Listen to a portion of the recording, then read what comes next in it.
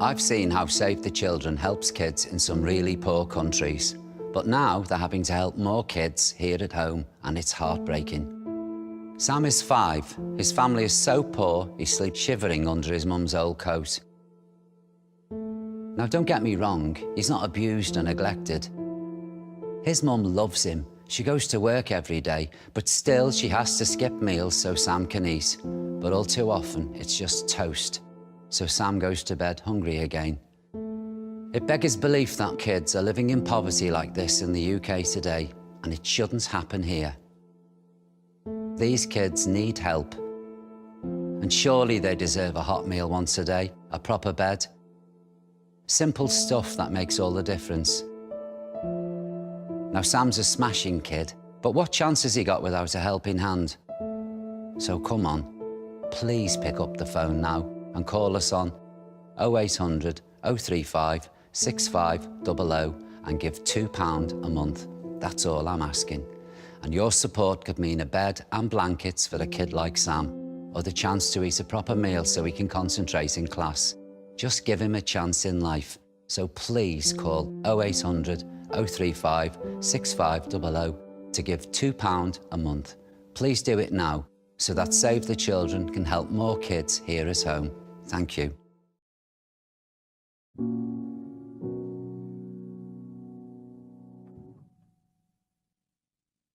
In England, it is estimated that 3.7 million children live in poverty in the UK, 1.7 of which are living in severe poverty. In Maidenhead alone, 8,000 children live in poverty, equating to 1 child in 30, the average size of a classroom. The Brett Foundation is a Maidenhead-based, non-for-profit charity supporting the homeless and families that are living in poverty and those who have fallen on hard times.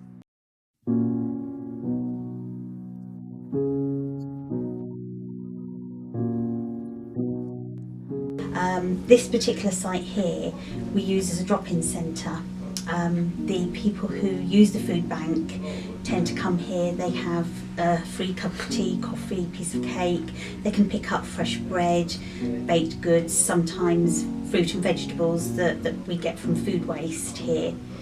It's just a place for them to actually touch base with us in case they need something else, and with each other, so that they realise they're not alone. Because when you live in poverty, the hardest thing is you think it's just you. We do breakfast clubs, we help with children, we provide white goods from here, we provide school uniform from here, back to school bags, foster care bags, Easter eggs, Christmas. All the guys what they want, so you don't have to keep asking. Yeah, you give me the best bit there actually, wasn't it, man? And we take them their birthdays so we can get them a card and a birthday cake. Well, you get to know their history, you get to know You know where they go. who they were before. Yeah. Yep. Their journey different. To actually summon up the energy and the nerve to go into the food bank when you're really hungry and you're really desperate for food, sometimes it's just too much for people. Whereas here's a little bit of a halfway house for them. They'll come here and then they don't feel that everybody's looking and saying, oh gosh, you'll go to the food bank, you can't afford it. Because sometimes they see people standing in the queue that they know, and they don't want other people to know that they need help with food. So again, it's a real taboo subject, needing food. People really find it hard to actually accept that they need help. They come in here, we'll talk to them, try and educate them, try and get them off the streets, because the Brett Foundation also got a halfway house, right? There's 9 guys staying there. One is a drug addict, right?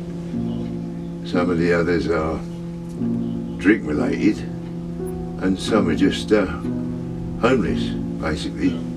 So if we can give them a bed and somewhere to have a bath and a shave and that's what we do.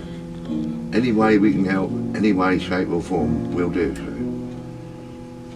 So it's nice about being here, even just for the sake of a smile, a hot cup of tea or coffee or whatever.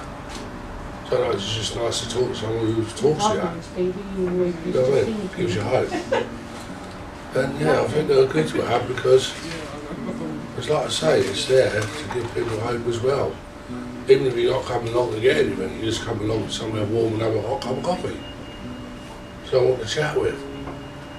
It's not always about the food, it's just about the company. Brings you hope in your heart and keeps you strong.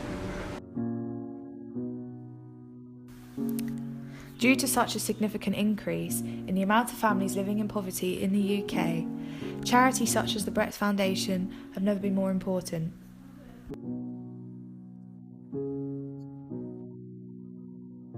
The Brett Foundation's vision is to eradicate all loneliness for people of all ages and gender, to be a support to those who need it most, who may be on the wrong track, who need a guiding hand, and to ensure that no one goes to bed hungry, and for those families who cannot buy the essentials or afford to feed their children.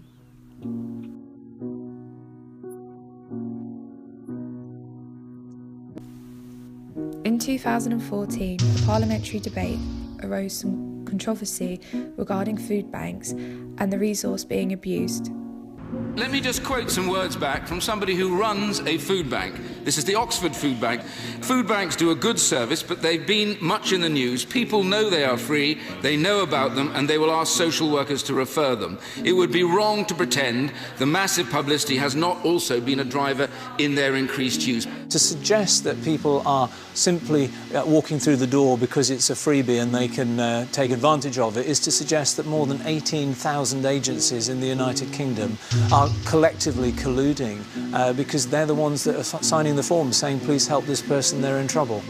We get on the food share, they go to somewhere like Citizens of Voice or whatever you, and they say, you know, that they're financially in a bad way, they can't afford food and that, so if you go along there you'll see there's racks and racks of food, all donated by people, and we just pass it out every week. Generally people turn up and they're in a bit of a state and they say, how can we get your help? In those circumstances they're given a small emergency food parcel which will last them 2 to 3 days, depending on size of the family, depending on how much goes in that parcel. We then ask them to go to one of our referrers, and a referrer would be somebody like the Citizens Advice Bureau, doctor's surgery, social worker, mental health, nurse, schools, churches. We've got a whole range of people who will refer. They will assess the people and make sure that they are actually genuinely in need, that they're not just using our service because they'd rather spend their money on something else. So once they've assessed them and they've worked out that they actually can't afford to feed themselves, and if they don't have the food bank, they will be going hungry. And that's our criteria, is that if they don't have our service, they will not eat for a day, 2 days, sometimes 3. Give you one prediction is, I don't think they'll do anything in response to it, but we will. And part of that is a joined up food strategy that says to everybody in this country, you should be able to eat safe, nutritious, affordable food, and you should also be able to earn the wage and have the income in your house that sustains your household. Not to be a millionaire, just to have a decent standard of living. It's not true, is it? No. We're still connected as a community. If you're earning a good living, you're not going to want to spirit.